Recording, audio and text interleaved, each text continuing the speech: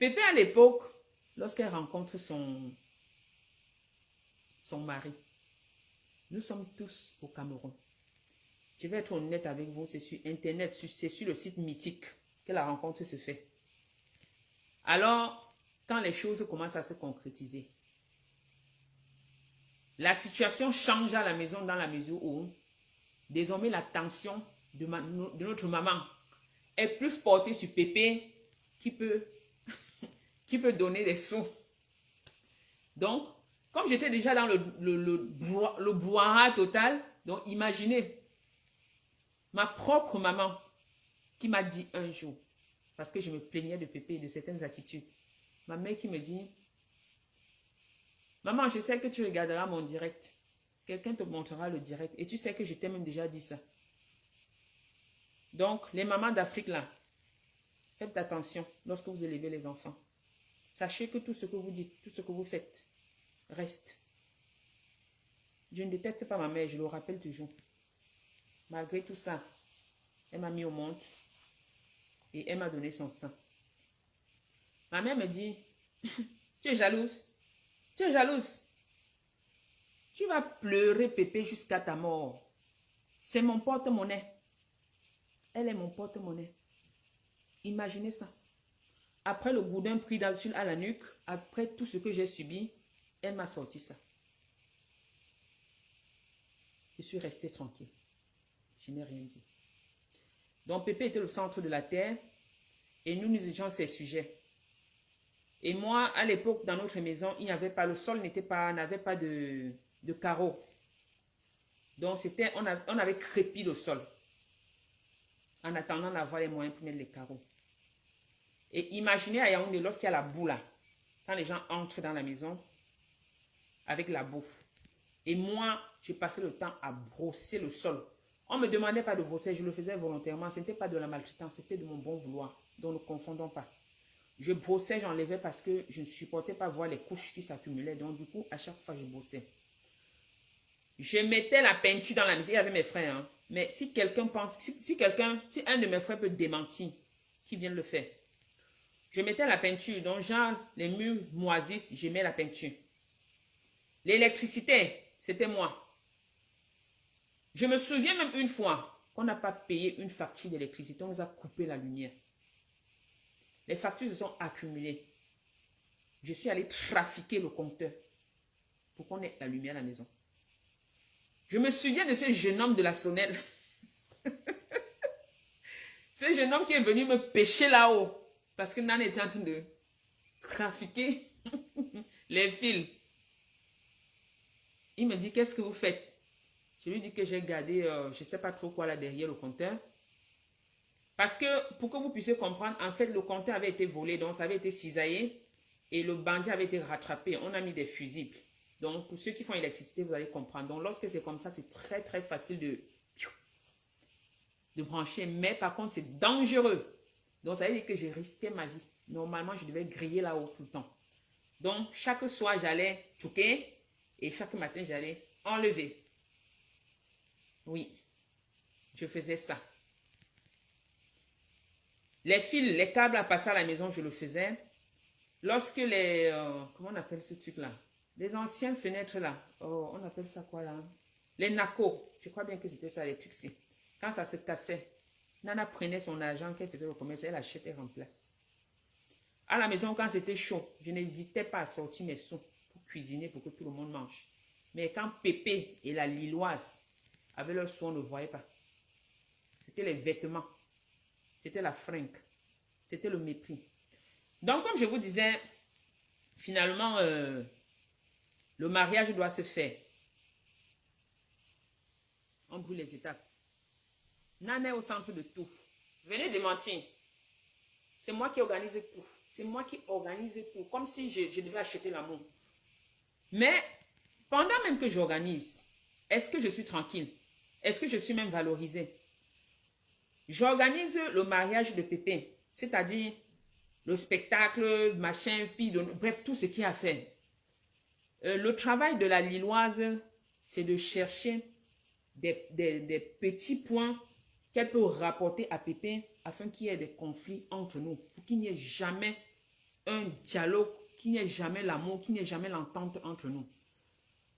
Un détail simple. Notre maison, la barrière était face à une rigole. Donc, il y avait une route et à côté, donc juste sur le mur du voisin, il y avait une rigole. Cette rigole-là, à l'autre bout, il y avait une population de l'Ouest, je ne vais pas appeler leur nom parce que si je le dis, ce n'est pas bon. Une population de l'Ouest qui faisait n'importe quoi là-haut, avec des porcs et tout le reste. Donc, ce qui fait que ce qui dégoulinait là n'était pas beau à voir. J'ai passé une journée à nettoyer cette rigole. Nettoyer. Maman, parce que le blanc arrivait, mon beau-frère arrivait. Ce qui m'a le plus choqué, c'est que lorsqu'il arrive, j'ai passé toute la journée à travailler. Pépé passe. Je lui dis bonjour, elle ne me répond pas. Donc, Lilloise avait déjà eu le temps de rattraper Pépé en route et de lui dire des choses qui pouvaient la remonter.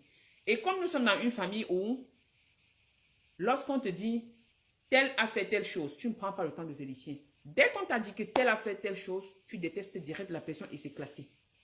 Tu ne lui donnes même pas le bénéfice du doute, tu ne l'écoutes pas. Donc, moi de mon côté, je me dis, mais c'est pas possible, pourquoi elle ne me répond pas?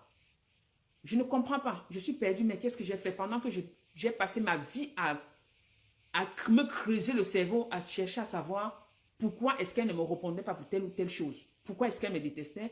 Et elle, de son côté, elle était certaine que tout ce qu'on lui racontait était vrai. Elle était certaine. Alors, lorsque le monsieur est là, en réalité, on pensait que le monsieur devait séjourner à la maison, mais elle a dit aux parents qu'elle amenait le monsieur à l'hôtel. Et elle aurait sifflé à Pépé que non, elle amenait le monsieur chez une amie à elle. Et moi, j'ai entendu. Et comme j'aime pas le faux, je suis allée voir les parents. Je leur ai dit, faites attention. Elle ne va pas à l'hôtel, elle va chez une amie. C'est pour son bien que je le fais. Hein. Parce que l'ami en question, on ne sait jamais. On ne sait pas trop. Tu t'en vas faire 2 ou 3 semaines chez une personne qui n'est pas de la famille. Avec ton homme, je ne comprends pas trop le délire. Donc, quand je dis aux parents, la Lilloise est là, elle s'en va encore dire à Pépé. Et finalement, c'est le bordel. Donc, même pendant le mariage, Pépé ne me parle pas. Bref, c'est un détail. Donc, du coup, le mariage se fait. Et Pépé organise l'anniversaire chez cette amie-là parce que finalement, elle reste là-bas. Elle organise l'anniversaire du monsieur là-bas. Je ne suis bien évidemment pas conviée.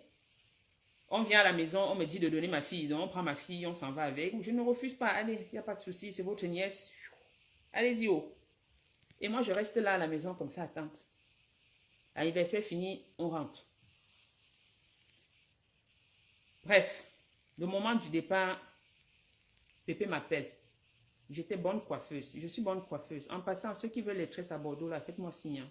Je tresse aussi bien. Si j'ai le temps, je peux vous tresser. Pépé m'appelle parce qu'elle veut les rastas. Très fins là. C'est là où finalement, je découvre où Pépé vit. Parce qu'elle n'a pas le choix. Il faut que j'aille là-bas la tresser. Je pars le matin, je rentre le soir. Pendant 3 jours, j'ai fait les rastas. Très fins et très longs. Il fallait que ce soit bien long.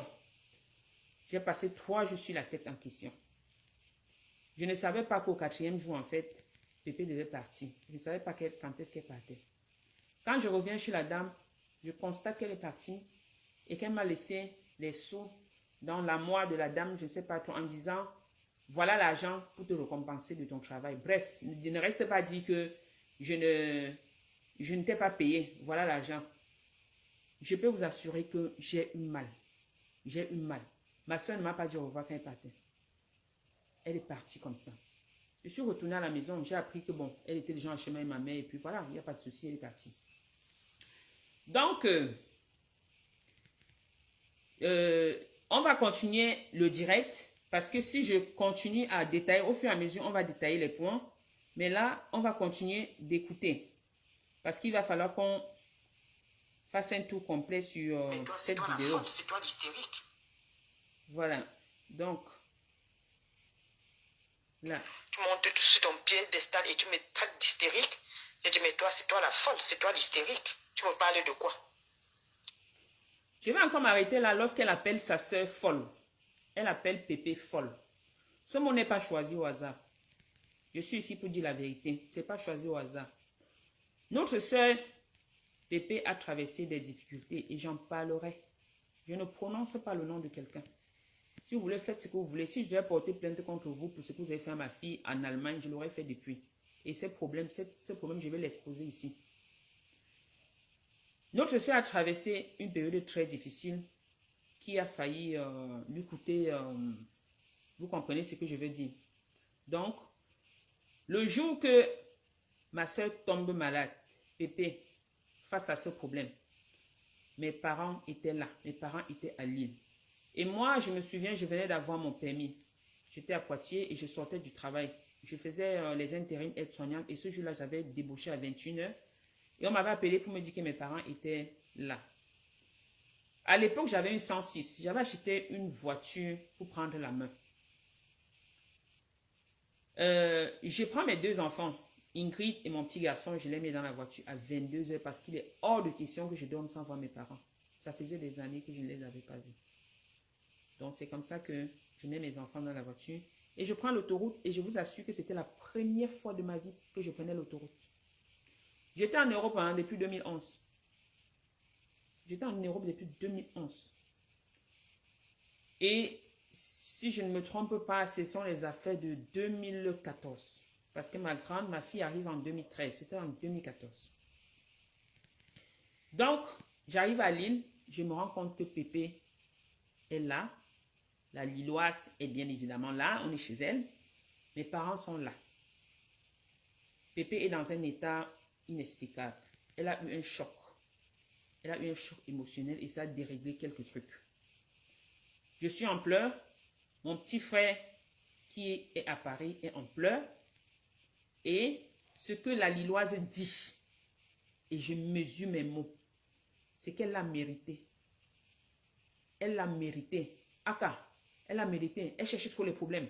Bref, elle se réjouissait de la situation. Ce n'était pas son problème. Je me rappelle que j'ai fait le tour de l'île pour chercher une pharmacie de garde parce que j'avais dit à mes parents que, étant donné que c'est un dimanche, je ne sais pas trop comment m'y prendre. Et en plus, je n'étais pas vraiment insérée dans le système français. Donc, on a appelé le SAMU. On leur a expliqué, il y a un médecin qui s'est déplacé et qui l'a examiné et nous a fait une ordonnance. Donc, il était question pour moi, avec cette 106-là, parce que Pépé, la Lilloise n'avait pas encore de permis. Elle qui était arrivée depuis, ce n'est pas les moqueries, mais je souligne ce point parce que c'est important aussi. Je prends donc la 106 et puis je prends, je ne sais plus qui, si c'était mon papa ou elle, et on fait le tour de la ville pour trouver le médicament. Finalement, on trouvera. Et voilà. Donc, le mot folle, je reviens dessus, elle ne l'a pas choisi au hasard. C'est vraiment pour la viser parce qu'elle a traversé un moment très très compliqué. On continue. Vous me parlez de quoi? Tu me penses que je l'envie, Nadia. Et je t'ai dit, cette histoire s'est passée parce qu'elle voit que je suis motivée pour chercher le blanc. Et elle est jalouse. Elle est jalouse que ma vie va changer. Jusqu'ici, après la première déception, la Lilloise pense que le bonheur se trouve toujours dans la rencontre avec le blanc. Donc ça veut dire que le serpent ne l'a pas bien mordu. Une maman de près de 50 ans est toujours là, elle a espoir. Elle dit qu'elle a pour intention de trouver un autre blanc et sa vie va changer. Et juste parce qu'elle a cette intention, Pépé est jalouse. Un truc de dingue. Franchement, un truc de dingue. J'ai du mal à écouter. Je ne comprends pas comment en 2023, on en est toujours là. On écoute. Mais avant, avec ou sans elle, je peux me débrouiller. Tu as vu comment elle dit que j'aille sur Google, machin, je fais mes choses seule. Donc, le problème ici, c'est que, étant donné que c'est Pépé qui avait trouvé l'Européen de la Lilloise retourne vers Pépé et lui dit, bon, maintenant que je suis seule, il faudrait que tu me retrouves un autre Européen. Et Pépé n'est pas du même avis, certainement. Donc, c'est ce qui fait problème.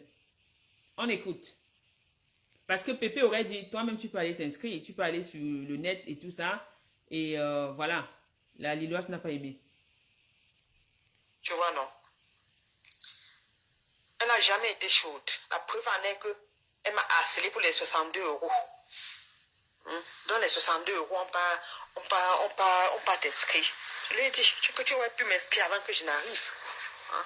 Elle me dit. Donc, Pépé lui a finalement dit, ok, je vais t'inscrire, mais il faudrait que tu me donnes les frais d'inscription. Donc, envoie-moi les frais d'inscription. Et la Lilloise lui dit, tu peux le faire. Bref, la Lilloise estime que Pépé a assez de sous pour le faire. Donc, elle n'a pas à lui demander quoi que ce soit. Donc, si tu m'aimais vraiment, tu aurais même pu le faire en attendant que j'arrive. Nous sommes en Europe. Quand tu demandes un service à quelqu'un, tu n'as pas besoin d'arriver. Tu peux faire un virement. Tu peux faire un Paylib. Tu peux faire un PayPal. Tu peux envoyer. Il y a plein de moyens. Donc, je ne vois pas l'intérêt de dire, inscris-moi et quand je serai chez toi, je te donnerai des sous. Elle ne va pas passer sa vie à m'aider. Je ne peux pas compter le nombre de fois. Parce qu'elle m'a aidé pour Patrick. Mais qu'elle n'oublie pas. J'avais 1100 francs au Cameroun. Quand j'ai sorti mon devant derrière, je lui ai dit, allons chercher les choses. Elle est partie déclencher. Donc, elle reconnaît que Pépé l'a aidé pour son ex-mari. Mais, il faudrait qu'elle n'oublie pas qu'elle-même a aidé Pépé. Parce qu'au Cameroun, à l'époque, elle a sorti ses 1100 francs pour dire à sa petite soeur Pépé, lève-toi, allons chercher les choses. Donc, elle dit qu'à l'époque, elle avait ses 1100 francs qu'elle a utilisés et a amené Pépé chercher les choses. Je vous explique ce que c'est que les choses. C'est un